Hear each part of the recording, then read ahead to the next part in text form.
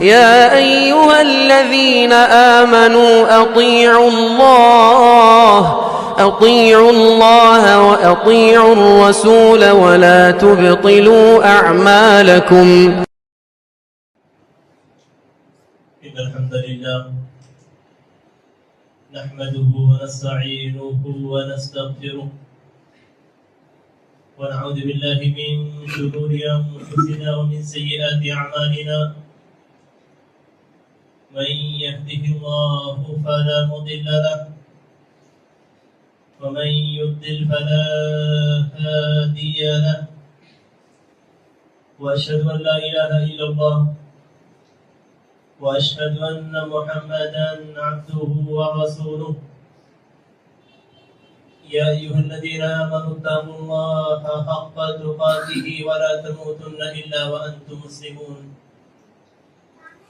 يا أيها الناس اتقوا ربكم الذي خلقكم من نفس واحدة وخلق منها زوجها وبث منهما رجالا كثيرا ونساء واتقوا الله الذي تساءلون به والأرحام إن الله كان عليكم رقيبا. يا أيها الذين آمنوا اتقوا الله وقولوا قولا سديدا يصلح لكم أعمالكم ويغفر لكم ذنوبكم ومن يطع الله ورسوله فقد فاز فوزا عظيما. أما بعد فإن خير الحديث كتاب الله وخير الهدي هدي محمد صلى الله عليه وسلم وشر الأمور محدثاتها وكل محدثة بدعة وكل بدعة ضلالة وكل ضلالة في النار. أعوذ بالله من الشيطان الرجيم. بسم الله الرحمن الرحيم. يا أيها الناس إنا خلقناكم من ذكر وأنثى وجعلناكم شعوبا وقبائل لتعارفوا إن أكرمكم عند الله أتقاكم إن الله عليم خبير. محترم حاضرین اجتماع، میرے عزیز اسلامی بھائیوں، اللہ تبارک و تعالیٰ نے انسان کو کچھ انداز میں پیدا کیا ہے کہ انسان آپس میں ایک دوسرے سے مل جل کر رہتا ہے. اگر کسی انسان کو کسی جگہ پہ تنہا چھوڑ دیا جائے اور وہ اپنی زندگی بالکل اکیلے پن میں گزارنا چاہے تو گزار نہیں سکتا. یہ اس کی طبیعت اور اس کے مزاج کے بالکل خلاف ہے. جب اللہ تبارک و تعالیٰ نے آدم علیہ السلام کو پیدا کیا اور انہیں اللہ تبارک و تعالیٰ نے جنت میں رکھا تو آدم علیہ السلام جنت کے اندر اکیلے تھے.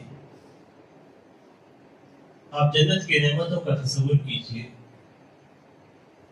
قرآن اور حدیث کے اندر متقیوں کے لیے جنت میں جو چیزیں تیار کی گئی ہیں ان کا آپ تصور کیجئے کتنی نعمتیں ہیں.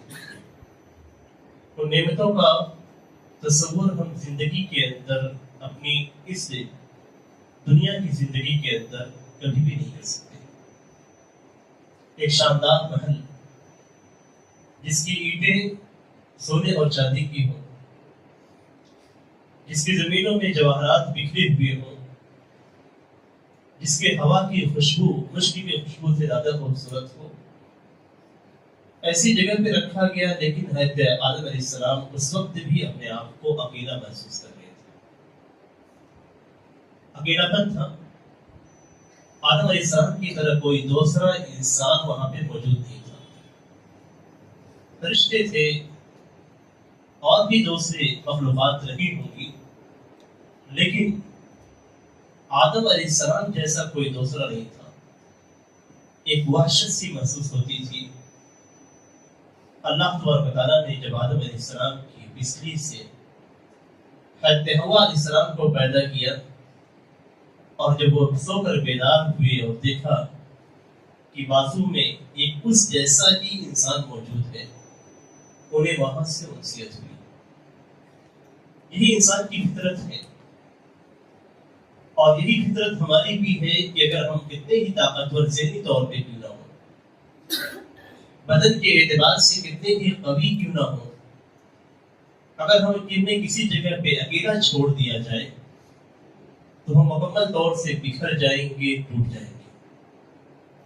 اور یہی وجہ ہے کہ سب سے سخت سزا جو انسان کو دی جاتی ہے جیلوں کے اندر، جو سب سے سخت سزا ہے، اسے مارا جائے، پیٹا جائے، کتنا بھی کچھ کیا جائے، یہ سزا اس کے لیے ہلکی ہوتی ہے۔ اس کے لیے وہ سزا جیلوں کے اندر سب سے زیادہ سخت ہے جس میں اسے اکیلا کر دیا جائے۔ اکیلی زندگی آپ کو گزارنا ہے، آپ کسی انسان کو دیکھ نہیں سکتے، کسی انسان سے آپ بات نہیں کر سکتے ہیں، آپ کو ایک کمرے کے اندر قید کر دیا گیا۔ یہ زندگی انسان کے لیے سب سے زیادہ سخت زندگی اور سب سے بڑی سزا ہے۔ ہماری فطرت کے اندر ایک ساتھ مل جل کر رہنا ہے، اور مل جل کر رہنے کا جو تقاضا ہے، جو آداب ہے، اللہ تبارک و تعالیٰ نے اور اللہ کے رسول صلی اللہ علیہ وسلم نے قرآن اور حدیث کے اندر بیان کیا ہے۔ سب سے پہلے جب ہم مل جل کر رہتے ہیں تو ہمارے مکان کے ساتھ ایک دوسرا مکان ہوتا ہے۔ ہمارے محلے کے اندر ہمارے علاوہ بہت سارے دوسرے افراد کے مکانات ہوتے ہیں جو ہمارے پڑوسی کہلاتے ہیں۔ اسلامی زندگی شہر کے اندر، گاؤں کے اندر کس طریقے سے ہم گزارے، مختلف اس کے ناحیے ہیں، مختلف زاویے ہیں۔ آج اس خطبے کے اندر صرف ہم ایک زاویہ لیں گے، باقی زاویے پہ اگر بات کریں گے تو بہت بات طویل ہو جائے گی۔ اس خطبے کے اندر آپ جس گھر کے اندر رہتے ہیں، آپ کے پڑوس میں جو رہتا ہے، اس کے کیا حقوق ہیں، آپ کی زندگی اور اس کی زندگی کس انداز میں گزرنی چاہیے، آپ کا اس کے ساتھ کیسا تعلق ہونا چاہیے، یہ تعلق اسلام کے اندر بالکل واضح انداز میں بیان کیا گیا ہے۔ قرآن کریم کے اندر اللہ تعالیٰ فرماتا ہے کہ وَاعْبُدُوا اللَّهَ وَلَا تُشْرِكُوا بِهِ شَيْئًا وَبِالْوَالِدَيْنِ إِحْسَانًا وَبِذِي الْقُرْبَى وَالْيَتَامَى وَالْمَسَاكِينِ وَالْجَارِ ذِي الْقُرْبَى وَالْجَارِ الْجُنُبِ۔ دو قسم کے پڑوسیوں کا ذکر کیا گیا ہے قرآن کریم کے اندر، اور ٹوٹل 3 قسم کے پڑوسی ہمارے ہوتے ہیں۔ ہمارے یہاں ہندوستان کے ماحول میں ہمارے جو پڑوسی ہوں گے مسلمانوں کے ساتھ رہنے والے، وہ 3 قسم کے ہوں گے۔ پہلا وہ پڑوسی جو آپ کا قریبی نہیں ہے، آپ کا رشتہ دار نہیں ہے، آپ کی اس سے کوئی قرابت نہیں ہے، اور وہ مسلمان بھی نہیں ہے، یہ صرف آپ کا پڑوسی ہے۔ اس کا صرف اسلام کے اندر ایک حق ہے، اور وہ حق پڑوسی ہے۔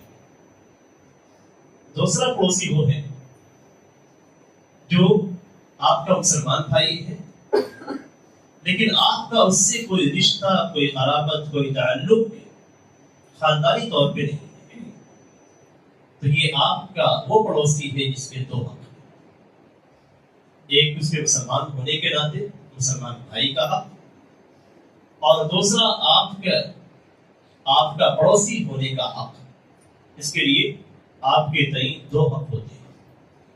تیسرا آپ کا وہ پڑوسی جو خاندانی طور پہ یا رشتے کے طور پہ آپ سے جڑا ہوا ہے، وہ آپ کا قریبی ہے، قرابت دار ہے، آپ کا رشتہ دار ہے، آپ کے خاندان سے تعلق رکھتا ہے، چاہے وہ دور کا خاندان ہو یا قریب کا، چاہے آپ کے خاندان سے ہو یا آپ کے رشتے یعنی بیوی کے تعلق سے ہو یا آپ کے ننیھال سے ہو۔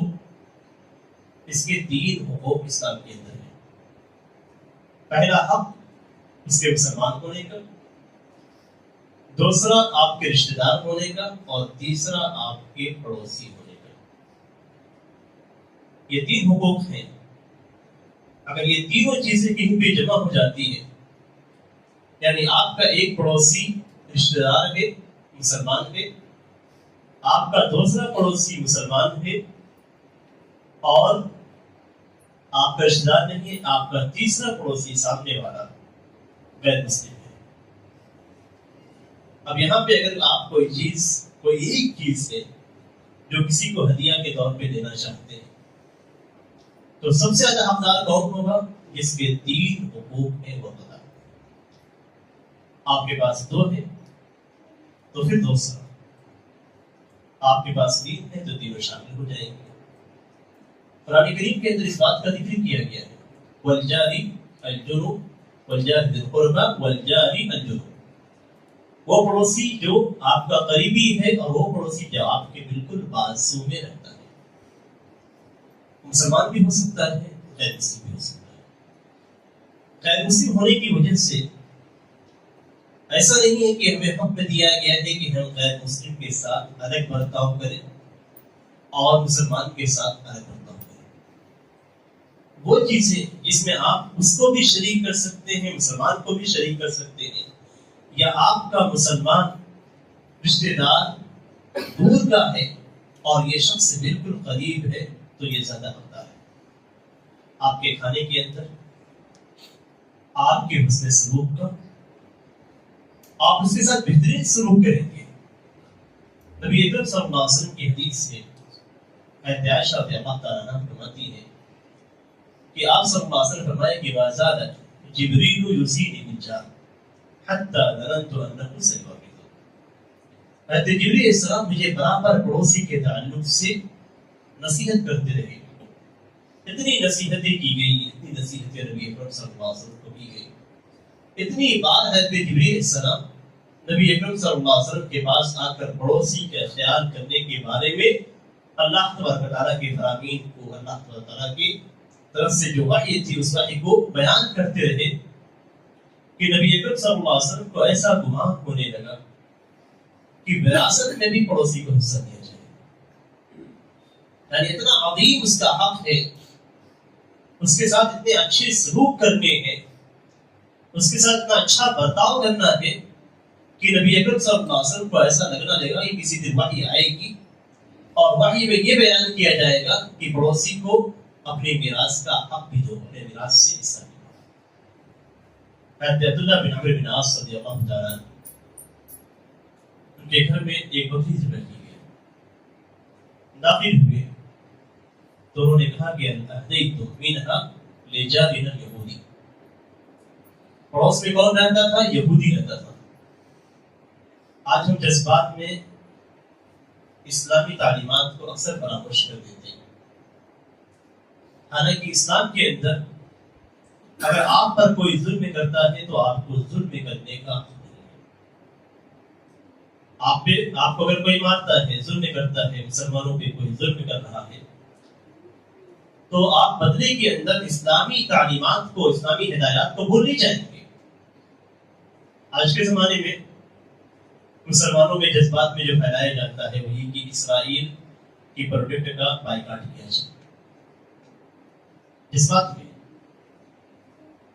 آپ کا بائیکاٹ کرنا کیا اسلام کے مطابق ہے یا اسلام کے خلاف ہے؟ آپ اپنے جذبات سے نہیں چل سکتے ہیں۔ آپ کو چلنا ہے تو اسلامی تعلیمات کے اعتبار سے آپ مسلمان ہیں اور اسلام اور مسلمانوں کے تئیں جذبہ رکھتے ہیں، ان کے اوپر جو ظلم ہوتا ہے وہ آپ کو برا لگتا ہے، آپ کے ایمان، آپ کے اسلام کا حصہ ہے، ہونا بھی چاہیے۔ اسلام کے اندر تو غیر مسلموں پہ ظلم کو حرام قرار دیا گیا ہے، تو ایک مسلمان بھائی پہ اگر ہوتا ہے تو برا لگنا چاہیے، ان کے لیے دعائیں کرنی چاہیے، ان کے لیے ہماری استطاعت میں جو مدد کرنا ہے وہ مدد کرنا چاہیے۔ لیکن کیا ہم جذبات میں آ کر اسلامی تعلیمات کو بھلا دیں گے، یا ہم کسی کے تعلق سے بدلہ لینے کی جو طریقے سوچیں گے اس میں اسلامی تعلیمات کو چھوڑ دیں گے؟ نبی اکرم صلی اللہ علیہ وسلم مدینے کے اندر تشریف رکھتے تھے، آپ صلی اللہ علیہ وسلم کا وہاں پہ 10 سال تک، آپ کی وفات تک آپ صلی اللہ علیہ وسلم مدینے کے اندر ہی رہائش پذیر تھے۔ آپ کی زندگی میں یہود آپ کے آس پاس تھے، یہود جن کے اوپر نبی اکرم صلی اللہ علیہ وسلم پہ جن کے تعلق سے یہ آیت کریمہ نازل ہوئی لَتَجِدَنَّ أَشَدَّ النَّاسِ عَدَاوَةً لِلَّذِينَ آمَنُوا الْيَهُودَ وَالَّذِينَ أَشْرَكُوا کہ نبی اکرم صلی اللہ علیہ وسلم آپ ضرور پائیں گے کہ مسلمانوں سے مومنوں سے جو سب سے سخت دشمنی رکھتا ہے اس میں نمبر 1 پہ یہود اور مشرکین ہے۔ نبی اکرم صلی اللہ علیہ وسلم پہ یہ آیت کریمہ نازل ہوئی جس میں کھل کر یہودیوں کی دشمنی کو بیان کیا گیا۔ نبی اکرم صلی اللہ علیہ وسلم کا معاملہ کیا تھا کہ نبی اکرم صلی اللہ علیہ وسلم نے مدینہ تشریف لانے کے بعد سب سے پہلے ان کے ساتھ صلح کی، معاہدہ ہوا، ایگریمنٹ ہوا، اور نبی اکرم صلی اللہ علیہ وسلم کے ساتھ وہ رہتے تھے۔ یہ پہلا معاہدہ ہے، میں صرف اشارہ کر رہا ہوں، تفصیل بہت لمبی ہو جائے گی۔ یہ پہلا معاہدہ نبی اکرم صلی اللہ علیہ وسلم کے ساتھ صلح کا۔ بیچ میں غزوہ احزاب ہوئی، نبی اکرم صلی اللہ علیہ وسلم کو قتل کرنے کی سازش ہوئی، نبی اکرم صلی اللہ علیہ وسلم کو بددعا دیتے تھے، السلام علیکم کہتے تھے۔ یہ ساری چیزیں نبی اکرم صلی اللہ علیہ وسلم سنتے تھے، اور نبی اکرم صلی اللہ علیہ وسلم کی وفات ہوئی تو آپ کی درع ایک یہودی کے پاس رہنے کے طور پہ تھی، آپ نے اس سے گلہ خریدا تھا۔ ابتدا اور انتہا دونوں دیکھ لیجیے۔ ان سارے دونوں معاملات کے بیچ میں نبی اکرم صلی اللہ علیہ وسلم کو قتل کی سازش کی گئی تھی۔ خیبر کے اندر بھی یہودی ہی تھے جنہوں نے آپ کو قتل کرنے کی سازش کی، یہودیہ نے آپ کو زہریلا کھانا کھلایا، مدینے کے اندر آپ کے اوپر سے پتھر گرانے کی سازش کی گئی، آپ صلی اللہ علیہ وسلم کو خبر ہوئی، آپ وہاں سے نکل گئے۔ کیا نبی اکرم صلی اللہ علیہ وسلم نے بائیکاٹ کیا؟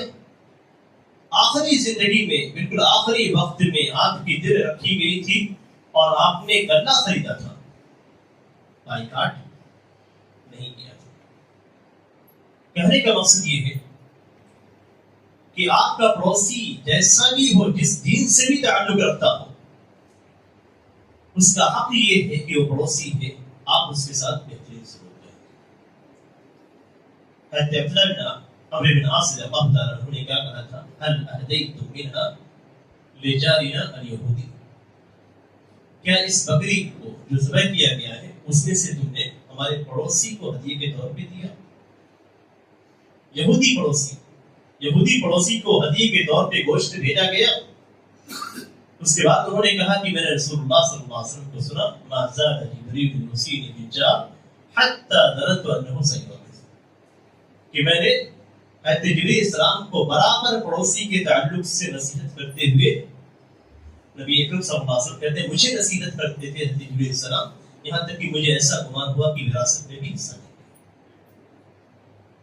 یہ معاملہ ہوتا تھا۔ نبی اکرم صلی اللہ علیہ وسلم پڑوسی کے ساتھ بہترین سلوک کرنے کا حکم دیتے ہیں۔ اسلام یہی ہے، اسلام سختی نہیں ہے، اسلام کسی کو نیچا گرانے کا نہیں ہے، اسلام کسی کو دین کو دیکھ کر اس کے ساتھ معاملہ کرنے کی بات نہیں کرتا ہے۔ نبی اکرم صلی اللہ علیہ وسلم کا فرمان ہے کہ اگر آپ کا ایمان ہے اللہ پہ، آخرت کے دن پہ، تو آپ کو چاہیے کہ آپ اپنے پڑوسی کے ساتھ اچھا سلوک کریں۔ من کان یؤمن باللہ والیوم الآخر فلیکرم جارہ، کہ جو شخص سے اللہ اور آخرت کے دن پہ، اللہ پر ایمان سب سے پہلا ہے، ہماری آخرت سب سے آخری ہے۔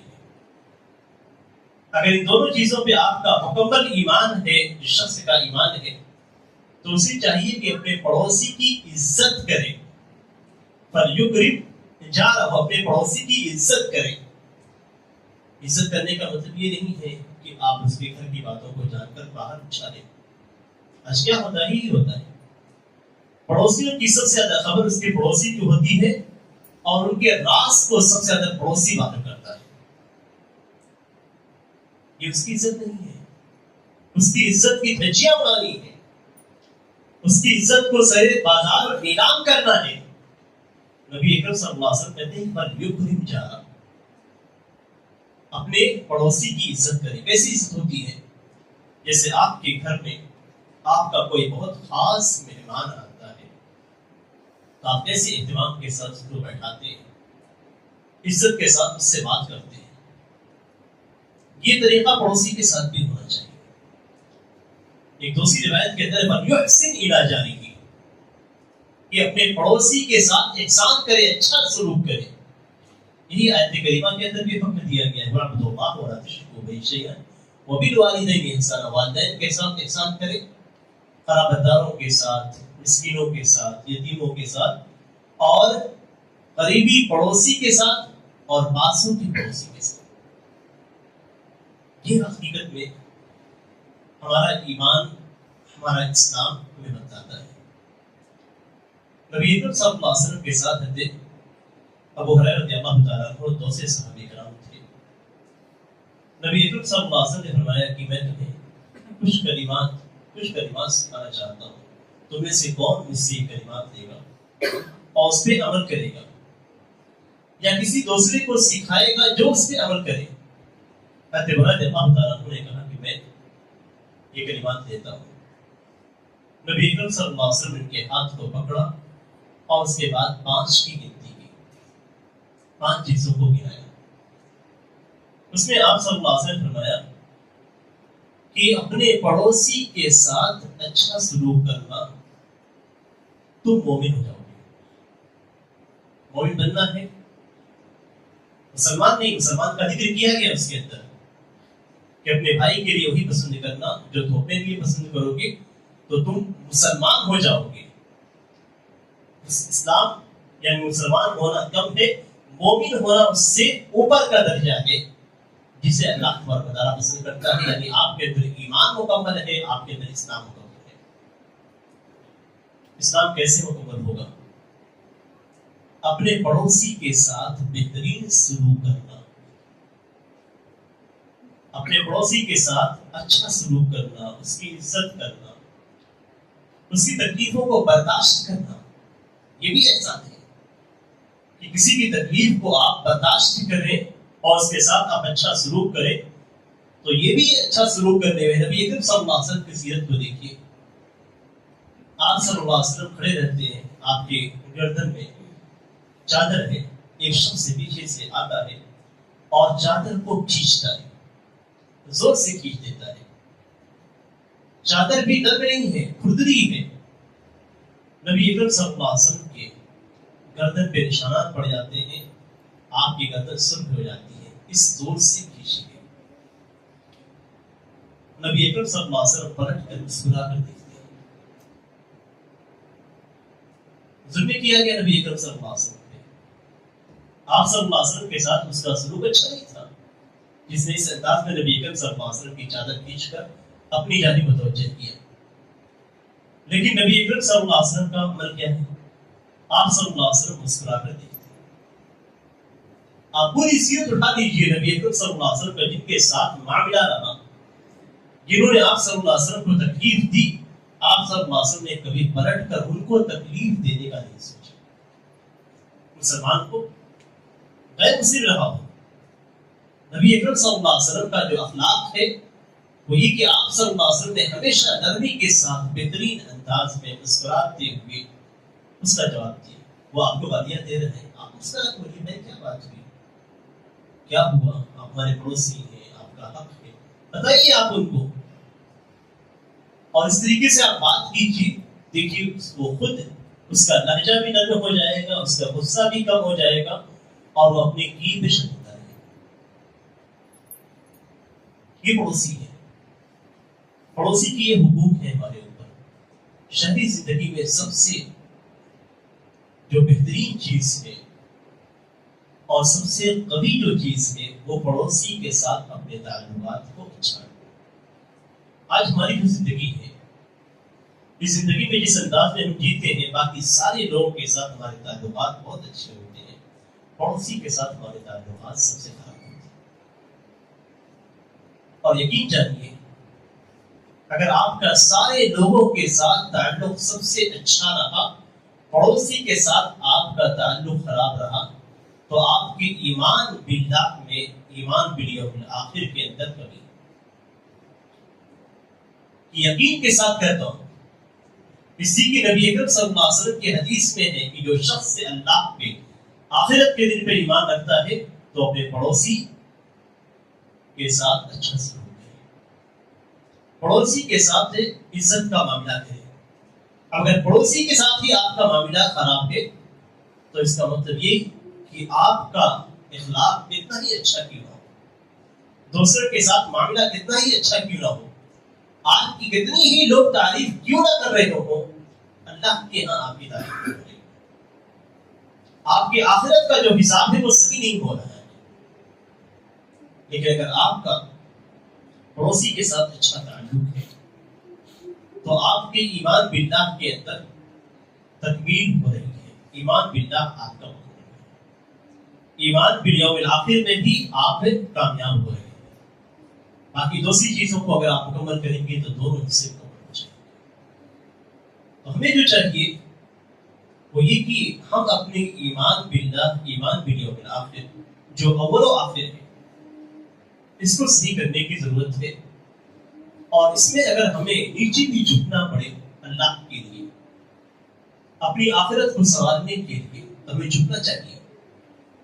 ہماری جو اکڑ ہے، ہمارا جو تکبر ہے، اور ہمارا یہ سوچنا ہے کہ ہم کیوں نیچے اترے، ہم کیوں معافی مانگے، ہم کیوں قدم بڑھائے، یقیناً یہ شیطان اور ابلیس کی طرف سے سب سے پہلا تکبر، میں کیوں سجدہ کروں، یہ صرف ابلیس کا تھا۔ کیوں؟ اس لیے کہ میں کیوں نیچا بنوں، آدم کے السلام کے سامنے میں کیوں جھکوں، یہ کس کا تھا؟ ابلیس کا تھا۔ آج بھی اگر ہم یہی سوچتے ہیں کہ میں پڑوسی کے سامنے کیوں جھکوں، میری عزت چلی جائے گی، عزت نہیں جائے گی، عزت دینے والا اللہ تبارک و تعالیٰ ہے۔ آپ جھکیں گے، من تواضع للہ رفعہ اللہ، جو اللہ کے لیے تواضع اختیار کرتا ہے، اپنے آپ کو نیچا کر دیتا ہے۔ تواضع کا مطلب یہ کہ اونچی شان میں بھی نیچے ہو جانا، جھک جانا، اپنے آپ کو کم بنا کر پیش کرنا، اللہ تبارک و تعالیٰ اس کو بلند کرتا ہے۔ اگر آپ تواضع اختیار کریں گے، آپ جائیں گے اپنے پڑوسی کے سامنے، آپ ان کے سامنے جا کر بات رکھیں گے، آپ ان سے معذرت کریں گے، آپ ان سے معافی مانگیں گے، غلطی انہیں کی ہے چھوڑ دیجیے، لیکن آپ اپنے ایمان کو صحیح کرنا ہے، ایمان باللہ کو، ایمان بالیوم الآخر کو، تو آپ کو جھکنا ہی ہے۔ آپ کو اللہ کی تعلیم کے سامنے، اللہ کے حکم کے سامنے جھکنا ہے، یہ پڑوسی کے سامنے جھکنا نہیں ہے۔ آپ یہ نہ سوچیں کہ میں پڑوسی کے سامنے جھک رہا ہوں، نہیں، میں اللہ کی تعلیم پہ عمل کر رہا ہوں، اللہ نے جو حکم دیا ہے اس حکم کو میں بجا لا رہا ہوں۔ یہ اگر سوچ کر آپ جائیں گے اور پھر اس کے ساتھ اپنے تعلقات اچھے کریں گے تو یقین مانیے دل کی بات ہے کہ آپ کے دل کے اندر جو شرح صدر ہوگا، آپ کے دل کے اندر جو خوشی ہوگی، وہ خوشی آپ اسی وقت محسوس کریں گے جب آپ کے تعلقات اچھے ہوں۔ ایسی خوشی کی آپ تصور نہیں کر سکتے، بیان بھی نہیں کر سکتے کسی سے، اور بیان کرنے کے لیے الفاظ بھی نہیں ہوگے، اس لیے کہ اللہ تبارک تعالیٰ آپ کے دل کو جو کھولتا ہے، آپ کے دل کو جو مسرت عطا کرتا ہے، اس کا احساس صرف اسی انسان کو ہوتا ہے جو اللہ کے حکم پہ عمل کرتے ہوئے اپنے تعلقات کو صحیح کرتا ہے۔ ہمیں ضرورت ہے کہ ہم اسلامی تعلیمات کو مقدم کریں، اپنے نفس سے اور نفس کی خواہشات کو پیچھے ڈالیں، اور پڑوسیوں کے ساتھ اپنے تعلقات کو بہتر کریں۔ اس طریقے سے ہمارا ماحول بہتر ہوگا، ہمارے تعلقات بہتر ہوں گے، ہماری جو ذہنی پریشانیاں ہیں پڑوسیوں کو لے کر، پریشانیاں بھی ختم ہوں گی۔ جو دل کی پریشانیاں ہیں، دل کے اندر وسوسے جو آتے ہیں، خیالات آتے ہیں کہ پڑوسی ہمارے ساتھ یہ کر دے گا، وہ کر دے گا، یہ ساری چیزیں بھی ہمارے ذہن سے چلی جائیں گی، آپ کی آدھی بیماریاں ایسے ختم ہو جائیں گی۔ تو ہمیں ضرورت ہے کہ اس کو ہم صحیح کریں اور اسلامی تعلیمات کے مطابق اپنے پڑوسیوں کے ساتھ بہترین سلوک کریں۔ ہم خود قدم آگے بڑھائیں، اور قدم آگے بڑھا کر ہم خود اس پہ عمل کریں، اپنے آپ کو صحیح کریں، اپنے ایمان کو صحیح کریں، اور اپنی آخرت کو سنبھالیں۔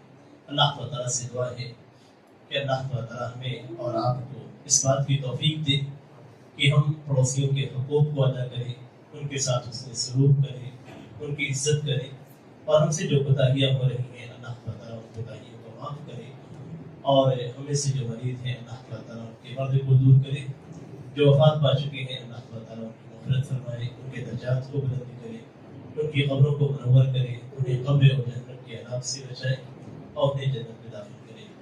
آمین. بارک اللہ لي ولكم في القرآن العظيم ونفعني وإياكم